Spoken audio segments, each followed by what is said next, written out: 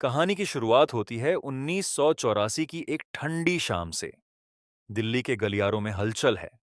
Intelligence bureau के पास एक ऐसी खबर आती है जो भारत के नक्शे को बदल सकती थी।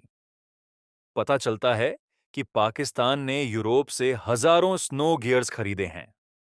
भारत के रणनीतिकारों को समझ आ जाता है कि पाकिस्तान का इरादा दुनिया के सबसे ऊंचे और निर्जन इलाके सियाचिन पर कब्जा करना है। यह वह इलाका था जहां परिंदा भी पर नहीं मारता था, लेकिन सामरिक दृष्टि से वह भारत के लिए ढाल जैसा था।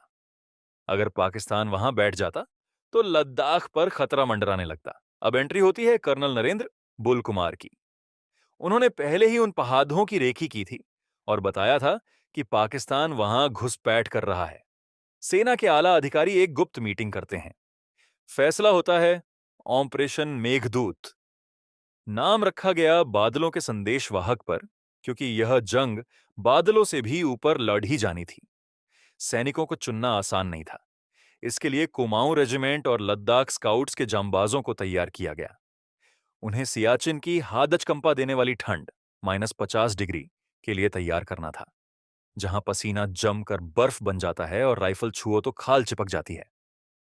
तारीख चुनी गई 13 अप्रैल 1984, बैसाखी का दिन। पूरा देश त्योहार मना रहा था, लेकिन लेह और श्रीनगर के एयरबेस पर खामोश हलचल थी। भारतीय वायुसेना के चीता और MI-8 हेलीकॉप्टर्स ने उड़ान भरी। यह दुनिया के विमानन इतिहास का सबसे कठिन मिशन था, क्योंकि इतनी ऊंचाई पर हेलीकॉप्टर का इंजन कभी भी जवाब दे सकता था। सैनिक जब ग्लेशियर पर उतरे तो उनके सामने दुश्मन बाद में था। पहले सफेद मौत यानी एवलांच, बर्फ के तूफान थे। ऑक्सीजन इतनी कम थी कि हर कदम पर फेफड़े फटते महसूस होते थे। लेकिन जज्बा यह था कि पाकिस्तान के पहुंचने से पहले हमें साल्टोरो रिज की चोटियों पर तिरंगा फहराना था। 17 अप्रैल तक भारतीय सेना ने मुख्य दर्रों सियाला और बिलिफोंडला पर अपनी चौकियां बना ली थीं। जब पाकिस्तानी सेना अपनी पूरी तैयारी के साथ वहां पहुंची तो उन्हें यकीन ही नहीं हुआ। आसमान से जब उन्होंने ऊपर की चोटियों पर भारतीय सैनिकों को देखा तो उनके होश उड़ गए। पाकिस्तान ने हमला किया, गोलियां चलीं, लेकिन ऊंचाई पर बैठे भारतीय जांबाजों के सामने उनकी एक न चली। भारतीय सैनिकों ने साबित कर दिया कि जंग सिर्फ हथियारों से नहीं, कलेजे से लड़ी जाती है। कैप्टन बाना सिंह जैसे वीरों ने आगे चलकर जो मिसाल पेश की, उसने पाकिस्तान के इरादों को हमेशा के लिए बर्फ में दफन कर दिया।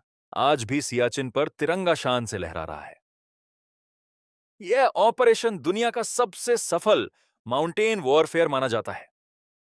30 मिनट की यह गाथा उन गुमनाम शहीदों को समर्पित है जिन्होंने उस सफेद वीराने में अपने लहू से भारत की सीमाएं सुरक्षित कीं।